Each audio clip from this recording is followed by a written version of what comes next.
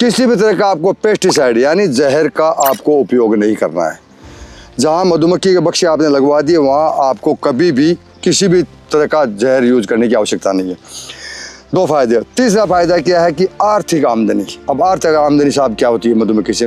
पहला काम शहद का उत्पादन, दूसरा काम मोम का उत्पादन, तीसरा काम पराग जिसको बोलते हैं, पोलन जिसको बोलते हैं, पराग का उत्पादन। अच्छा, मधुमक्खी इतना काम करती है? मधुमक्खी से कम अगर मैं आपको आपके चैनल के माध्यम से बताना चाह रहा हूँ किसानों को, या न तो मेरी जमीन है, न आपकी जमीन है, ये एक गौशाला की जमीन है। अच्छा, जमीन भी नहीं चाहिए? नहीं, कुछ नहीं चाहिए, जमीन, पानी, बिजली कुछ नहीं चाहिए। करना क्या है आपको, खाली इस मधुमक्खी को ले जा करके ये बक्से उतारने हैं। कौन सी जगह उतारने? जहाँ जंगली जानवरों का प्रकोप नहीं हो, जहाँ जंगली जानवरों का प्रकोप नहीं हो, और लगभग पर्याप्त मात्रा में आसपास कहीं भी 1 किलोमीटर इधर, 1 किलोमीटर इधर, 1 किलोमीटर, 4 किलोमीटर का जो दायरा स्क्वायर है उस एरिया में पानी पर्याप्त होना चाहिए। पर पानी भी कौन सा?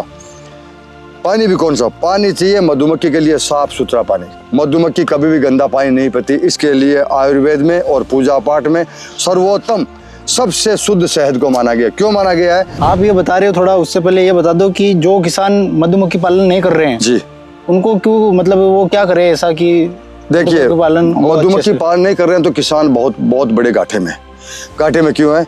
अभी मैं मेरी बताता हूँ, इस साल की बताता हूँ। मेरे पास 225 बक्से हैं आज की तारीख में, 225 बक्से। एक बक्से में 8000 मधुमक्खी है, एक रानी मक्खी है, कुछ ड्रोन भी है।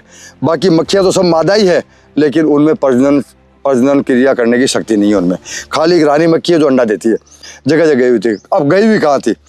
देखिए, गाजर का बीज वो तैयार करता है, अनार की खेती कर रहा है, अमरूद की खेती कर रहा है, किन्नों की खेती कर रहा है, मौसमी की खेती कर रहा है, प्याज का बीज तैयार कर रहा है, पान मेथी का बीज तैयार कर रहा है, गोभी का बीज तैयार कर रहा है।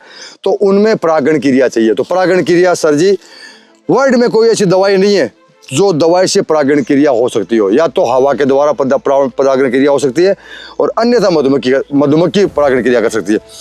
अब सर जी फायदा बताऊँ मैं, क्या फायदा हुआ? इस 1-1.5 महीने में हमने इस मक्खी को जाके देखा भी नहीं। एक साइकिल सिस्टम है, पूरी साल ही इसमें इनकम है। अभी क्या इनकम है? अभी कहीं फूल नहीं, अभी शहद तैयार नहीं होता। तो साहब सर जी मधुमक्खी बढ़ा करके मधुमक्खी के बक्से बेच लो, आप पोलन बेच लो साहब, आप मोम बेच लो, आप कुछ मतलब बेचने वाला ही सामान है, खरीदना कुछ नहीं, खरीदना इतना ही है। आपकी जो देख रेख है, जो आप देख रहे हैं बक्सों में साफ सफाई आज हम कर रहे हैं, आपके माध्यम से देख भी रहे हो आप, यही काम है मुख्य। और भाई साहब, मैं तो जहाँ तक आपके माध्यम से हर किसान से आग्रह करता हूँ, विनती प्रार्थना करता हूँ हाथ जोड़ के कि हर किसान को मधुमक्खी पालनी चाहिए। और दूसरी बात, अगर आप मधुमक्खी नहीं पाल सकते तो कम से कम अपनी फसल में, चाहे आप किराए पे मंगाएं, मधुमक्खी मंगा करके बक्से ज़रूर लगाएं सीजन में, ताकि आपकी आर्थिक स्थिति मजबूत होगी, पेस्टिसाइड के पैसे बचेंगे और 30% पैदावार अधिक होगी। इसका मैं चैलेंज करता हूं, मेरी मधुमक्खी नहीं, मैं चैलेंज करता हूं। क्यों कि मैंने प्रैक्टिकली 3 साल से तो कंटिन्यू, 34 साल हो गई है, 4 साल से कंटिन्यू मैं करवा के लोगों की फसल करवा के देख के आ रहा हूँ कि हाँ वास्तव में भाई साहब फायदा हुआ। तो मधुमक्खी पालना किसान के लिए इतना आवश्यक है जितना गाय और भैंस पालना। लेकिन लोग पालते नहीं, लोग डरते हैं। और आजकल तो देखो, सरकार की तरफ से, राज्य सरकार और सेंट्रल गवर्नमेंट दोनों की तरफ से सब्सिडी भी है। सब्सिडी बक्सा लेके आओ आप और आराम से अपना काम करो। तो ये काटती नहीं मक्खियाँ? बिल्कुल काटती सर। देखिए, काटती है। अब आप सर्प के बारे में पूछेंगे, सांप काटता है क्या? सांप कभी भी चल करके आपको नहीं काटता। आज तक कोई आदमी आप प्रमाणित कर सकते हैं कि सांप आया सीधा मेरे को आके काटा? कभी नहीं काटता। अपनी सुरक्षा के लिए सांप और मधुमक्खी डंक मारती है। मधुमक्खी ऐसा लगा कि दुश्मन आ गया, अपने घर को तोड़ेगा, अपने घर को हटाएगा, उस टाइम वो आक्रमण करती है। और आक्रमण क्यों करती है? मधुमक्खी के डंक में इतना ये मान लो कि सैटेलाइट सिस्टम है। एक मधुमक्खी डंक मारेगी तो उसकी स्मेल सैटेलाइट से फास्ट काम करती है। वो अपने घर में जाके बताती है कि दुश्मन आ गया है और ये दुश्मन यहाँ खड़ा है, यानी सैटेलाइट सिस्टम है। उसकी इतनी खतरनाक खुशबू है कि खुशबू से पूरी मक्खी आकर अटैक कर जाती है। वो तभी झुंड में एक पीछे पड़ जाती है। हाँ जी। और क्यों पड़ती है? उनको लग रहा है कि कोई दुश्मन आ गया और अपना घर को तहस नहस करेगा, नुकसान करेगा। ऐसे कभी मधुमक्खी आकर नहीं काटती। मैं आपको अभी हमारे फार्म में आपको एक मधुमक्खी का छत्ता पकड़ाऊंगा, छत्ता अपने हाथ में दूंगा, आप हाथ में लेकर के आप देखो। आप आइए, आपके कैमरामैन आइए, मैं दिखाता हूँ। अभी हम काम ही कर रहे हैं कि मधुमक्खी ज़्यादा से ज़्यादा पाले किसान और अपनी पैदावार बढ़ाएं और अपनी आय बढ़ाएं। खर्चे का स्रोत है भाई साहब। अभी मैं आपको दिखाऊंगा। अब देखिए मधुमक्खी काटती है कि आपके सामने ही है, आपके सामने बक्सा खोलूंगा, सब काम आपके सामने कर रहा हूँ। ये मधुमक्खी है, 8,000 मधुमक्खियां हैं इसमें। कितनी? ये 8,000 मधुमक्खियां देखिए एक ही बक्से में? हाँ, बक्से में खाली आउट गोइंग और इनकमिंग, यानी ये मेन गेट इतना ही है, ये सब वॉचमैन है। और मधुमक्खी मैं आपको बताता हूँ किसानों के लिए जानकारी के लिए, इसमें पूरा डिपार्टमेंट है। डिपार्टमेंट में क्या क्या है देखिए, इसमें रानी की सेवा करने वाले हैं, बच्चों को खाना खिलाने वाले हैं, सफाई कर्मचारी है, वॉचमैन है, नर्स है, डॉक्टर है, और रानी की सेवा करने वाले हैं, सफाई झाड़ू लगाने वाले हैं। और इनमें क्या चाहिए और कहाँ से पानी लाना है, कहाँ से शहद लाना है, कहाँ से पोलन लाना है, इसके लिए पूरा डिपार्टमेंट है। अब क्या हम तो मधुमक्खी का काम करते हैं, हमको तो नॉलेज हो गया। अभी जो आप गेट के सामने देख रहे हैं ना, ये वॉचमैन है, परमानेंट इनकी ड्यूटी यही है। आप यहाँ अभी उंगली करेंगे तो आपको काटने लिए ये सब चौकीदार है, ये कहीं नहीं जाएंगे, इनकी ड्यूटी है यहाँ।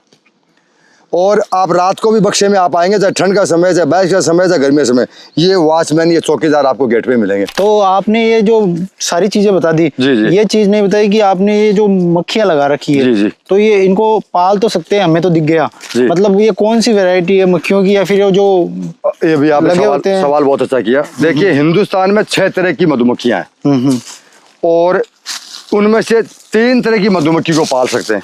और विशेष तौर से मैं बताऊं, एपिस इंडिका, एपिस सेराना और एपिस मेलिफेरा, ये 3 मुख्य मक्खियां हैं। बाकी तो 6 प्रजाति है पूरे भारतवर्ष में, ये 3 मुख्य प्रजाति है।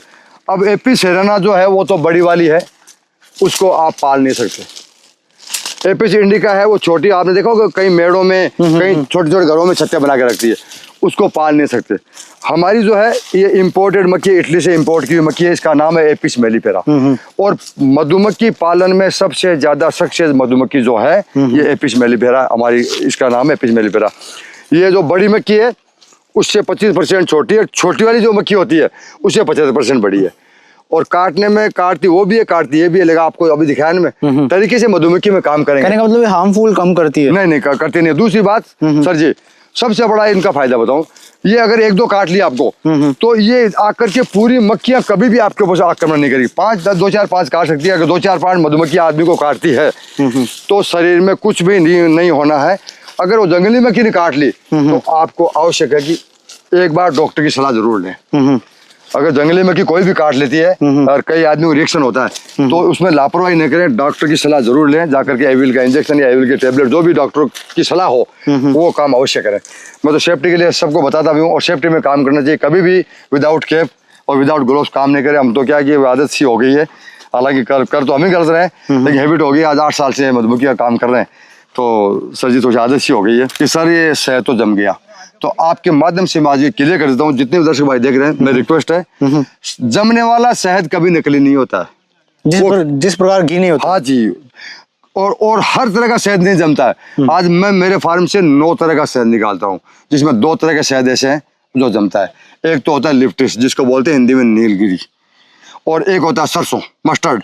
सरसों का शहद आप निकालेंगे वो जमेगा। आप धूप में रखिए। अगर आपको ओरिजिनल की पहचान करनी है, ओरिजिनल है नहीं, तो बिना गर्म किए हुए आप धूप में रख दीजिए, 2 घंटे में लिक्विड हो जाएगा और हो जाएगा। फ्रिज में रखना नहीं है। कभी भी शहद को फ्रीजर नहीं करें, कभी भी शहद को डायरेक्ट चूल्हे पे गर्म नहीं करें। दोनों से नेचुरलिटी खत्म होती है, प्राकृतिक गुण खत्म हो जाते हैं। न तो फ्रीजर करना है, खाली आपको ग्लास के जार में। और कभी भी शहद अगर आपको स्टोर करना है, यूज करना घर के लिए, तो कभी प्लास्टिक में लगभग यूज नहीं करें। और या कोई फूड ग्रेड की प्लास्टिक हो तो उसमें याद के यूज करें। आपको चीनी मिट्टी का बर्तन या ग्लास का जार, जैसे मैं ग्लास का जार देता हूँ, कोई भी आता है ना ग्लास का जार स्पेशल मंगा, ग्लास के जार में मैं शहद देता हूँ मैं। तो डरने की आवश्यकता नहीं, किसान भाई आराम से मधुमक्खी पालन करो। और आज जो जिस मक्खी का जन्म हुआ है, केवल रानी मक्खी को छोड़ करके सब मक्खियों का 45 दिन में मृत्यु हो जाएगी, यानी 1.5 महीने का इनका जीवन काल है। और रानी मक्खी 3 साल तक। और रानी मक्खी का जीवन काल है 3 साल। आज जन्म ले लिया जो रानी, वो 3 साल तक लगातार आपको अंडे देगी। अब कोई लगाना चाहिए तो इनको, तो इनकी पर बक्से की क्या कॉस्ट रहती है? क्या इसी साइज का आता है? कहाँ से मंगवाए? देखिए मधुमक्खी का बक्सा की all over world standard size है। पहली बात तो ये आप साइज देख रहे हैं ना, ये एक ही साइज का बक्सा है। और राजस्थान सरकार से आपको सब्सिडी पे भी बक्से मिल रहे हैं। 10 बक्से कम से कम ले सकते हैं आप, और ऊपर से ऊपर ज्यादा 100 बक्से ले सकते हैं। अच्छा, एग्रीकल्चर का हॉर्टिकल्चर डिपार्टमेंट है, ऑनलाइन आपको आवेदन करना है। थोड़ा ये बता दीजिए मेरे को मधुमक्खी पालन करना है। जी जी, मैंने बक्से मंगवा लिए। जी ठीक है, अब मेरे को कितने दिन में, मैं क्या प्रोसेस करूँ, कितने दिन में मेरे को शहद मिल जाएगा? वो गारंटी नहीं है। गारंटी क्यों नहीं है? शहद गारंटी की से सारे- भाई साहब बताऊं, हाँ, हाँ। ये प्राकृतिक चीज है। ठीक है। आप इनको जबरदस्ती इनसे शहद नहीं तैयार करवा सकते, न परागण क्रिया करवा सकते। अच्छा। ये अपने आप काम करने वाला प्राणी है और अपने आप ईमानदारी से काम करती है मधुमक्खी कभी भी आपके फार्म पे। तो अब साहब शहद तैयार क्यों नहीं होता? मान लीजिए एक हफ्ते में शहद तैयार हो गया और अभी आप देख रहे हैं पेड़, आपका हाँ। कैमरा में दिखाएगा, हाँ, हाँ। ये देखिए हवा चल रही है। तो इसमें आप शहद नहीं निकाल सकते। शहद तो स्टोर है आपके बक्से में, मधुमक्खी शहद भर रखा है। मौसम का भी हाँ फर्क पड़ता है। जी, मुख्य फर्क पड़ता है भाई साहब। मेन आपको मौसम का ही ध्यान रखना है। अब मान लीजिए शहद तैयार है, ठीक अब है। आपका कैमरा में दिखाएगा ये बारिश का मौसम हो गया, ये आंधी तूफान आ रहा है, इसमें आप शहद नहीं निकाल सकते। क्यों? मक्खी बाहर निकलती नहीं है, और जब तक मक्खी बाहर नहीं निकलेगी आप बक्से में कितनी मक्खी, क्योंकि जब शहद निकालते हैं तो पूरी मक्खी को बक्से में झाड़ करके और खाली छत्ता ला करके मशीन से शहद निकालना पड़ता है।